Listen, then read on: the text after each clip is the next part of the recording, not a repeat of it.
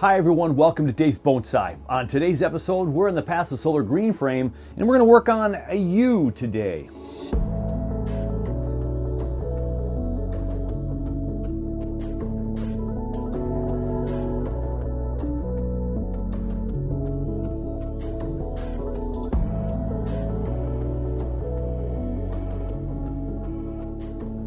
Late this summer, I was at my favorite nursery place, and the discount section had a couple of really good finds, and I got a couple of Taxus here, the yew, for a really good price. I think they were like $12 or $15 in a size, maybe a 5 pot there, and has a nice little trunk, just a little bit of slight movement to one side. It's leaning. And I'm just going to cut this back today so it's prepared to put a big old push of new growth next spring. There's a couple of real thick sections, a couple of 3s I can cut down to 2. Just taking a peek at the tree and finding what I really just don't want on there for the future. And yeah, so we'll peek around at it. I'll get you close up and we'll see what we got today. All right, here we have the Taxus. We have a tree that we're going to kind of just look through and see what we might want to do for the future. What's really nice about a Taxus is its ability to back the bud. Look at the back bud way down here. So that's kind of nice to see. And I've also read that if you were to get rid of a lot of the green on these trees, the foliage, the needles, that you still could get back budding. So unlike a pine, where if you cut off too much of the green, you're going to either kill the branch and or kill the tree, and you're not really going to see much back budding because you've taken all the energy out. But you could pluck off some of the foliage here, and then you're still going to get back budding. Now, this time of year, of course, I'm not going to do that, but that's something to consider on your tree in the future. So this tree, it's going to stay in the pot. We'll put it in a bonsai pot, possibly in the spring. Probably in the spring, I should say. But there are a couple of branches like this right here. This is a nice example right here where here's this branch and there's some new young kind of whippersnappers down here. Real thick branch, and it goes to this big cluster right here where there's 4, 5, 6 branches up here. So we're either going to cut that whole thing off or get rid of some of the branches because all of that energy right here, nothing's happening down in there or it's weaker branches. And we know with our bonsai, we're going to always compact it, make it smaller. And so if we let this go, it's going to ramify up here and we'll have this gigantic tree, which I'm not looking for a gigantic tree at the moment. We want to see how we can get the base going first and then go from there. So we're going to go ahead and we're going to make some of those cuts that are just kind of a little bit easier to make because we know they're just getting really long, and we're going to go from 2s to 3s. And here's a prime example of that right here. So let's look at this branch right here. It splits off of the main branch, then it splits to 2 here and here. This one's longer than that one, but this whole middle section, if we go ahead and cut that out, there we go.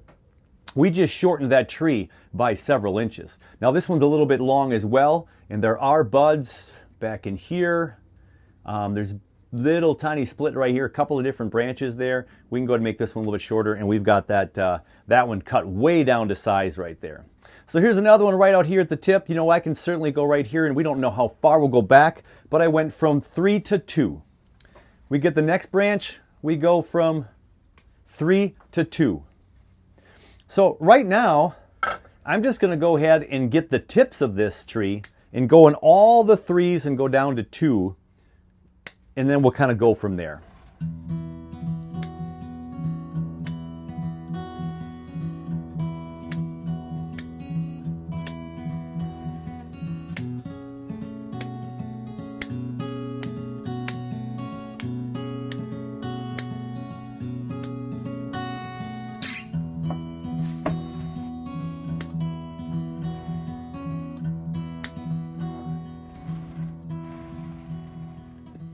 So I've made a couple of passes around the tree where I was just looking for those 3 to go down into 2. I missed one right here. I can go a little bit lower than I had before, right there. There was a branch coming up here, and now we have 2 right there. So anywhere I've done that, that's going to put less energy on that growing tip next year, and all those younger branches with buds on them, they all have buds on them, will hopefully shoot up some fun new growth. And so there are a lot of them on here, and as I look and talk at the same time, of course, I can find a whole bunch more.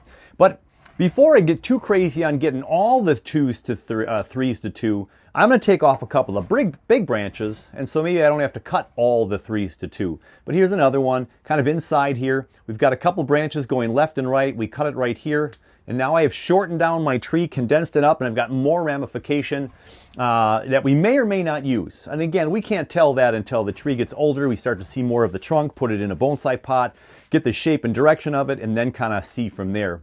And again, generally, we are almost always, if not always, trying to work from the bottom up. If this trunk isn't as thick as I want it, we're going to let all this push out some growth this year and thicken it up and then keep cutting it back. We might cut most of this off in the spring for some real specific branches. Or we'll put it in a pot, we'll let it grow for the season, see how it takes to the repot, and then we'll go from there.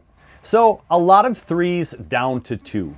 But now as I did that, I came across again some of those really big robust branches that have a lot going on. So let's take care of some of those. So here's one right here. So this branch, if we take a peek at this branch here, this branch goes down right here, and that's the main trunk of this tree right here. It splits real nicely here, and there's all kinds of back budding in there. So there's all kinds of health. So I'm just going to come in here, and I'm just going to shorten this whole clump out.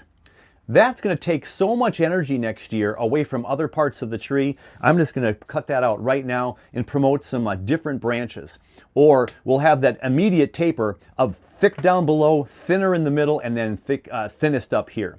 So there's one big tree. Now look at how short I brought that tree down just with that cut. So again, if I would have gone up and got all these threes into twos, I would just be trimming twice. Why make more work for myself?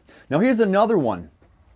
And if you can imagine the 3 to 2, here we go right there, and there's two branches lower on that tree. I know I can cut in here, and I'm just going to cut this big chunk again out. And look at that, 1, 2, 3, 4, 5 branches in there that are just going to eat up too much of this tree's energy. Now I have this and this to grow, and we'll have some movement, and who knows which one of these will keep, if even that branch down below. Here's another example now that's opened up for myself. Look at that. 3 branches right there. We're going to cut that down to 2 right there. And that's going to bring that big, thick part of the tree down in size.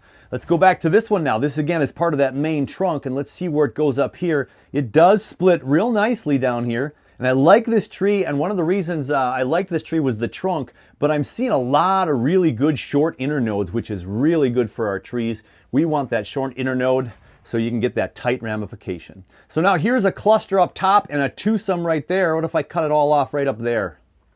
Now I'm left with here and here. Here and here. Whoops, not that branch. There and there. So we cut all that thick girth off. We'll see what survives next spring, and we can maybe even trim it after we get it into a pot closer to when we get it in the pot in the springtime. So now right here, here's a nice branch coming from real low on the tree. It splits way down low, but it's kind of weak growth down there. There's not much light coming up there or coming into there. And we have a couple of back buds on here. It splits into a 2 right here, but here's another growth right here. So it's 1, 2, 3. This one just hasn't been able to take hold because there's so much energy up here. I will cut this middle off. And I don't know if that's going to get enough light next year. But there's also a 3-way up here. I'll cut that off, and then I'm just going to cut these shorter. Right there, for right now. Here's one of the ones I showed at first. Look at that big clump right there. We just know there's a lot of growth down below it. We don't need all of that for the springtime. We're going to put all the energy into these lower branches and let them shoot up and grow, thicken up that trunk, and then we'll look for our design later in working with this tree. Now this branch right here, which is kind of our apex, I even like that right there, and it splits right there. One of those two can be the apex of this tree. And there are buds below where I'm cutting, so that's really nice for me to be able to do this. I'm going to cut the length of this one off by cutting it right here. You don't always have to cut the middle one off. And then it splits right there. Let's cut it right there. Any more big clumps? There's a big clump. So this is a primary branch down here. This is down below here. The trunk does kind of lean that way and kind of swoops up this way, and so this is not the greatest first branch because although I'm looking at the fatter part of the trunk, which is nice, and if I maybe tilt it a little bit this way, that could be okay. But this is a really big, thick, prominent branch and a lot of back button in here. Look at all these young branches in here. I'm going to go ahead, I'm just going to shorten this guy right there. And then we'll let these take off in the spring. And when these take off in the spring, and we'll cut a few more off to thin it out just a little bit. When these take off in the spring and do the running, these can run like crazy, and then we'll get a lot more girth on that branch if we so desire. So let me take a peek underneath the tree just a little bit.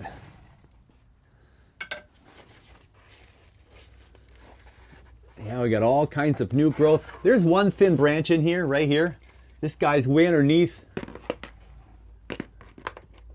We don't need that one. That's below these first primary branches here, which I do have two. Here's the one we just cut off shorter. And then there's another one out here. Here's the next thick one. This one right below here is almost right out of the same as this guy right here. So these two are coming out of the same spot, right above each other. And I'd like to keep the thinner one if I can, because again, of taper, that's getting a little thick right there, that one. So I might take that one out instead of this thinner one. And that one is above this one here. Maybe we keep this as a primary branch instead of that someday. I don't know. I can't see well enough to make that decision, but I will make it shorter here, and I will take it shorter here. We'll decide that. We'll decide that maybe when we get it in a pot. There's another little branch right here growing from the trunk where I have 3 or 4. I'm just going to pull that right off. Here's another one growing right out from where I have a couple, so I'm going to take that right off. This one's growing in a really weird direction. I'm going to cut that right off. So a profusely back budding tree. So that's nice. When you find one in the nursery that has a lot of back buds, hey, that's a good tree to possibly bring home, right? There's still some big, thick, chunk sections here. We're going to go ahead and see what we can do to get rid of some of those. A lot of great growth in here. This is going to be a fun tree to work on next spring. I can already tell. So here's another 3-way right here. Boom, boom, and boom. I'm going to cut this whole one back here for these 2 branches here. And this one's pretty sturdy already. And it already has some division right here. We'll cut that off right there. Cut that tip off. And here's another big, thick one we haven't touched yet. Again, we go from 3 to 2, and this one's real big. We'll even out the power, the balance of the growth there. And so we have many more now that have gone down from 3s to 2s.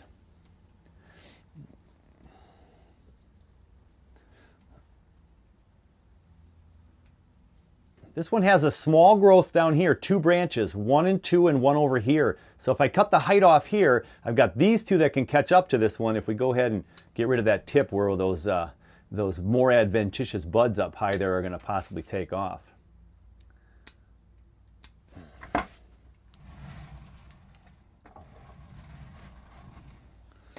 It's so thick I can't even see. Here's a little branch in the middle of 2 other branches. We'll just cut that right off and see if that gives us some more light. That gives us a little more light. Here's one growing at a really weird downward angle. We can get rid of that one.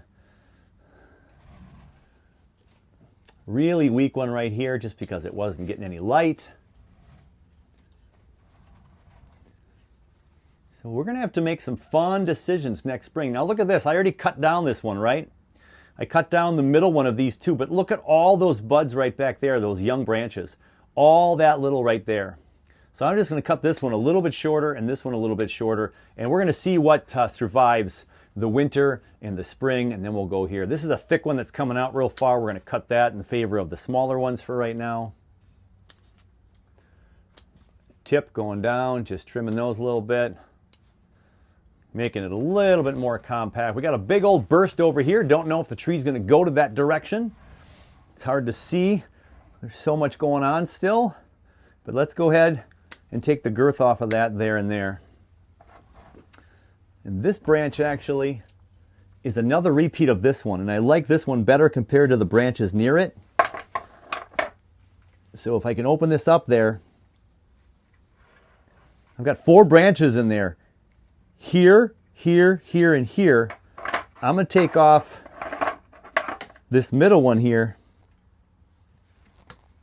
there we go. We get rid of that one. So now we just have this one out here, and these two are more spaced nicely. And there's one back here, a little bit further back. And here's again that our main leader right now, we think.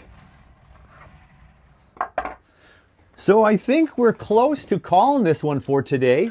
Just some short little cuts, you know, some of those ones we know for sure based on what we can see. We'll see now what survives the winter in the pot. This will be kept outside all winter long. If I have room, I'll keep it in my cold frame or possibly the PSGF here on the floor. We do want it to get a nice rest. We got a couple of branches here that are, yeah, this is like 3 or 4 coming from this one spot here. So we just take that off right there. And then this guy right here doing the same thing. So there were 2 branches right next to each other. And until I can see the structure of that and which one of these multi-little clippings I want to keep, we'll leave a couple of them and we'll wait for spring. Here's another little one. A lot of death in there too. A little section where it's really brown with all the dying foliage in there. Yeah, there's a lot. There was about 5 or 6 of these little ones in here. There we go. Now we can kind of see the trunk of this tree a little bit better. There we go. We got 2 of these growing right out of the same spot. This one looks a little weaker. Cut that one off. We got those 2 will probably come off. Look at that. That one's growing right next to the other one. We can cut that one off, and this one's just weak. So we just took that bush of a Taxus and really cut it down. We've got a big major structure here. We got a major structure here and here. And then there's a couple of bigger ones right over here too that we're going to have to see what we're going to keep in the spring. That's all I want to mess with this time of year. This will be ready for a repot then in the spring. We can just put this in a bonsai pot and make it a little bit more shapely based on what we think is going to look good. And we'll be able to get this one going. The Taxus. Ah, the Taxus. What a great place to work on the Taxus on this first weekend in November. Temps in about the 50s today, even though it's overcast. Our highs are generally in the upper 40s this time of year. We've had a couple of lows in the 20s. And the nice thing about the PSGF so far is that it's maintaining about 8 to 10 degrees higher in here than out there. So if I wake up in the morning and it's 28 degrees, in here it's about 36 to 38. And that's with very little use of any fans or anything else at the moment. It's just holding that heat, which is nice. That means there's enough insulation in here with these great big glass windows that I'm not losing that much heat. But that's now when temps are in the upper 20s. If we get a couple of lows into the teens and below 0, that'll be the interesting part. And that's when the fan will kick on and hopefully bring up that warmer air from below and keep it at that freezing point or a little bit higher. We have made a few updates to the PSGF since our final edition, or my final edition. So I want to put this back outside for the time being, and let me show you where we're at here in the PSGF. So first things first here, as you look from the outside of the PSGF, you'll probably notice some additional solar panels. So let's talk about those real quickly. We've got a big solar panel right there. Well, relatively big compared to that monster. We've got a little one there, which is the same size as the one over there. So we have 3 additional solar panels. Let's see what they're operating. And that's what 2 of them are operating. So the smaller of the 2 sizes is putting on some lights overhead. So these are motion sensor lights. So when I come in here at night, or even this time of day on a gray overcast day, and I walk in here, we get a little bit of light. And that one fell off because there wasn't maybe some movement in here. Yeah, there we go. And then it moved on because I kept moving. So if I'm moving in here and working, these lights are going to stay on. So those lights are powered by those panels. Now the bigger of the 2 sizes that we just looked at outside is that one up there, up close to the top of that window. And that power is going to that fan. So the original exhaust, they were supposed to open up when it hit 70 degrees. As a matter of fact, I can show you the other one real quick. There's the other one, just slightly open because it's in the 50s. But like even on a sunny day when this gets up to 60 in here, this one's not opening much anymore, and that should open up to release air. But I definitely need a fan to exhaust the hot air or bring in the cold air to cool down the PSGF if I need to.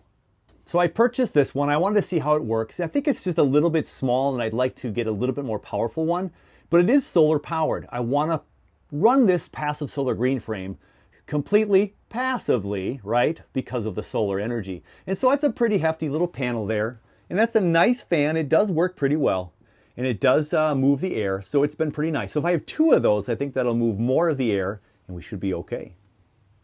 Now I have one of these lights outside, but it came in a set of 2. I didn't know where to put the other one, so I just hung it inside. So we'll see tonight if it gets enough energy from the day, although it was a cloudy day, because the solar panel's up on top, right here.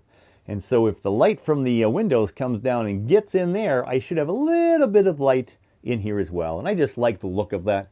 And I had the extra one, so I put it on up on the wall. And the next thing that's new is the bench on the left. So that's just one of the benches I had up on my deck, where I had all my Porch le Carré afras for the summer, but now that's going to be here. It's a good height for me to just sit on, so it's a good human bench. But I got the big one on there right now, taking up some space. And there's my carnage cam from what we just worked on. Here we go. We got the bucket of water back over there that's I've been able to use to water. I've got a whole bunch of plants down there now. So we got some of our Zelkovas down there. We've got a Japanese maple down in the corner and one of my pines. So there's a couple of trees in the bottom row, and I can fit about 20 trees up on the top. Right now I have about a dozen, and they're all still loving life. A lot of them looking green, some of them. There's the larch combination with the Zelkova. The larch has gotten some nice color on there, which is nice. These are those 2 slab plantings that I worked on this year. I hope those do well. I'm going to keep them in here and see how they do. So all the trees back here looking good. I changed the path of the power from the solar panel to come down here now. So right when you come in, I've got a little workstation here with the tools where they're going to be kept. And then I have the power station, the Blue Eddy, right down in here. So there's my music source being charged right now by the Blue Eddy. So if I go ahead and push the button, we can see that we are at 56% full. And look at that, even on a gray day, we're getting 6 watts of power. We had about 30 or 40 earlier today when the sun was peeking through some of the thinner clouds. But so now that's housed in here. So this was the old fish tank holder that I had for the kids.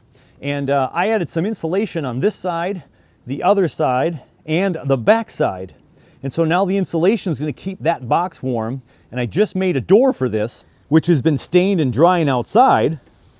That door is going to be hinged on right there. And it's going to keep all that warmth inside there so we don't get too hot in the summertime and not too cold in the wintertime. Because when this thing gets below freezing, it's not going to like me as much. Another cool addition to the PSGF are these stepping stones. So my friend Mary from the Minnesota Bonsai Society, someone who's been out working in my garage. We've worked together on some forests and some trees. She's such a great lady. Her daughter had some of these paving stones that she wasn't going to use anymore. So that's awesome for me. So as you can see, the walkway in my green frame is getting a little bit skinnier, but I have all my stuff on the right and left. But I have a nice walking path now on top of these rocks, really firm for me, sturdy, and it just makes for a really nice, comfortable way to walk back and forth. Thanks, Mary. Another day working on a tree and spending some time in the passive solar green frame. Oh, and before I forget, indoor-outdoor thermometer now, which lights up really pretty for me. So look at that, 55 indoors, 54 out. It is an exact match because I have the doors open. I want to stay at this 50-degree range if I can at all possible, slowly and surely as we get into December. You know, the time, it's got the weather forecast and pressure. It's even got the phases of the moon down here. That's going to be pretty fun. So there you have it. Some fun in the passive solar green frame, and I am loving every minute of it. That's right. And the plants, I hope, will love it as well. It's going to be the test. People are really curious what's going to happen in here over the course of the next couple of months this winter. I'll keep you updated as often as I can. I'm having my Govee send me reports every week on the average temperatures and such, and so we'll kind of keep close tabs at that and share it as we get the new information. So as Blue Eddy says, I'll be back with you when I got something to show you. All right, I can't steal his tagline. I'll go back to my tagline. Hey, everybody, take care of you. Take care of your bonsai, and we'll catch you on the next one.